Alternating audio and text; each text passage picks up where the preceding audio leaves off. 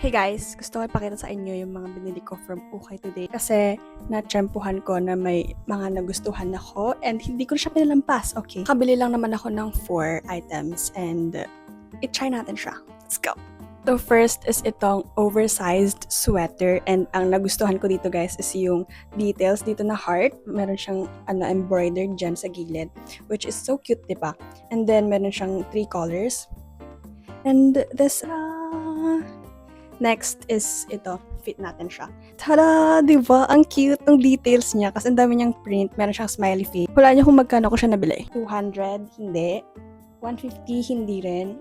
100 lang siya, guys. Diba? So, steal na siya. Next, guys, is itong pants. Hindi ko alam kung tawag dyan.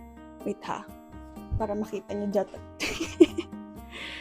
Taas ko naman. Papagalitan pa ako ng nanay ko dito eh. Pasensya na ha kung medyo magulo yung hair ko. Pero ang point lang kasi dito is yung mga napamili ko sa Ukay. Appreciate nyo na lang guys. Ta-da! And last is itong color navy green. I don't know, but like, hindi ko alam kung green na may pagka-grayish, na may pagka-dark green, ganun yung color niya. Meron siyang pocket dito na pwede mo siyang isara, yung isa kanina hindi siya pwede isara. Then, meron din ulit pocket dito. Diba? Ang pretty. May bakit ba dito? Yes, meron palang pocket dito sa likod din.